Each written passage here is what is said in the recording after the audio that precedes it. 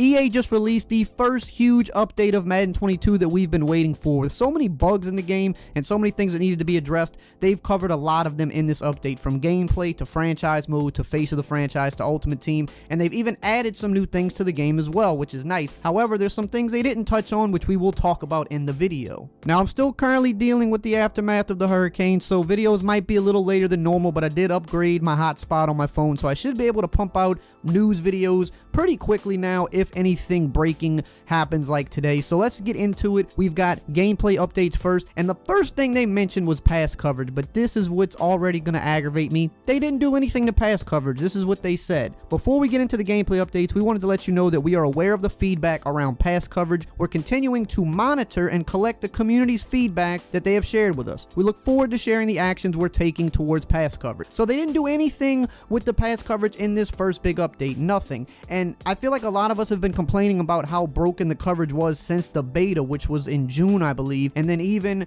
when the game first dropped, we've been complaining, hey, all those same issues seem to be there. In fact, some of them seem to have gotten worse, and they haven't done anything about it. So I'm not really sure what else they would need to be monitoring, but the zone coverage in this game is still completely broken, and they did not touch it in this update. Now, they did do some tuning to the momentum for online modes. They added mode-specific tuning for momentum. It says here, for online head-to-head modes, momentum will now swing slower. Now, this is definitely something that did need to be addressed. Momentum seemed very unbalanced online. It seemed like whoever would get the ball first would pretty much hold momentum all game if he had a good drive, so it's good to see that they're making tweaks there. They also addressed an issue causing an exploit management to activate inappropriately when the defense had only 3 pass rushers or blitzers versus running plays. It says here, on competitive game style, it's still possible for this logic to kick in if you are dropping 9 or more defenders in coverage versus a running play with a heavy run set. So you might have seen me talk about it on this channel or the second channel, where the whole defense would get pancaked even if you were rushing 3, which I don't believe was the intention. It's supposed to be if you're rushing 2 or less, or you're dropping 9 people in the coverage. So it looks like they made some adjustments there so that now that's going to work properly. They also fixed an issue causing the DN to be unblocked too frequently versus nickel double A gap looks with 5-man protections. The tackle and guard will sometimes still have to squeeze down to protect the A gap, but this change will allow the DN to be blocked more regularly. They also addressed an issue where users running the RPO zone peak plays were able to scramble outside the pocket if they kept the ball with the QB. The defenders on the line will now play for the chance of the QB scrambling, and they also fixed an issue causing running backs to be kept out of the game too long after getting fatigued. All things that needed to be fixed. There was a lot of instances where defensive ends were coming unblocked. The scrambling on the RPO zone peaks, I actually did a little clip on my second channel if you want to go check that out, of just how this worked. Very, very glitchy. A lot of people were doing it, so it looks like they've now addressed that. And fatigue was definitely becoming a big issue, specifically for running backs, so it looks like they made some adjustments there as well. They did some playbook updates. They added new formations to the game already. Love to see that. Single back bunch X nasty has been added to the Rams playbook. The pistol double stack has been added to the Chargers, Eagles, Lions, and Steelers playbooks. They also updated team AI play calling on offense for more team-specific tendencies and improved Super Sim stats. We've also got some authenticity updates, which people always like to see. I talked about this on a previous video, said that this was going to be something coming, and it's already in with the first update.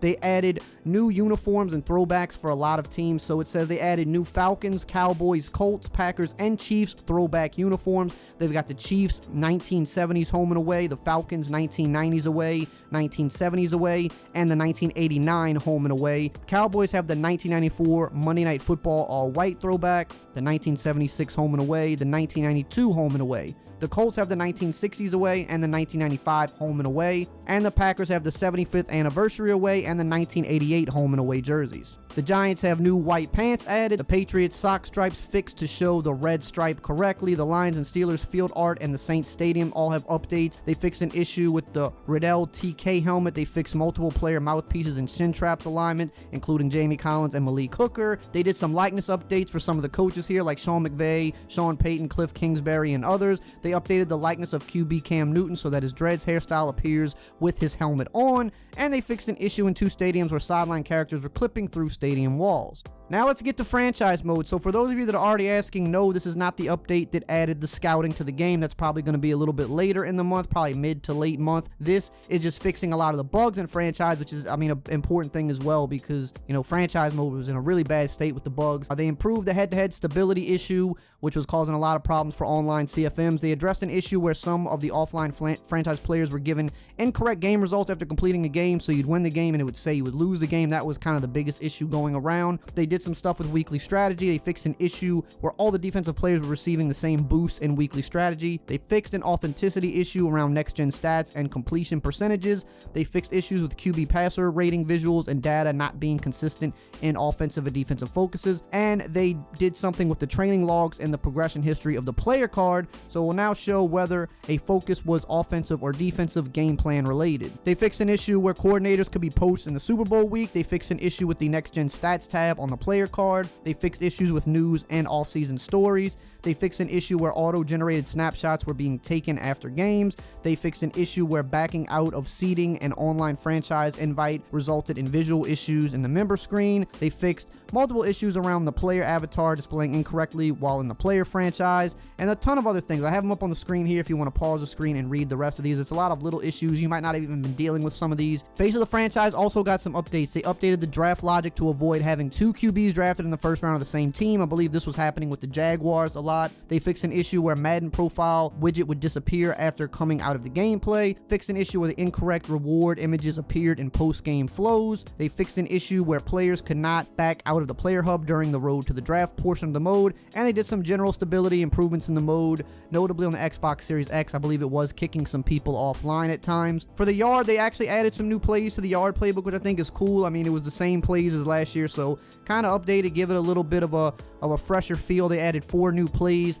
to the yard playbook, so if you do play that mode, there's some new stuff to try out there. They also did some updates with the presentation and user interface. There was a lot of little things that were kind of messed up. Some notable ones was the play art flipping when you would flip your defensive play. You would have issues that would prevent the QB contain play art from updating when you would use the hot route, so you wouldn't know if your guy was really on a contain or not. You didn't know if your adjustments were registering. They fixed another big issue where the home field advantage would kind of stay on the field the whole play when you'd have the squiggly lines, but they would stay during the entire play, which it wasn't supposed to do that. They fixed that issue. So a few of those big just bugs that you kept seeing videos of and happening to people when they were playing, it seems like they've cleaned up a lot of that stuff as well. And they fixed a number of just visual things in Madden Ultimate Team, text on the screen not appearing correctly, text getting cut off on the screen, just those little visual errors that were in the game. We kind of saw that happen at the beginning of last year as well. They cleaned all that stuff up as well. So mainly, I mean, it looks like a lot of the big bugs they have addressed, which is great, but my biggest concern was pass coverage, and that has not been touched yet. I know for franchise guys, another big concern is getting that scouting update. That's not here yet. So that's kind of the two, I guess, if you want to say negative takeaways from this right off the bat, it would be those things. But let me know how you feel below. Subscribe if you're new and you want to stay updated on all the latest Madden news. I'll see you guys next time.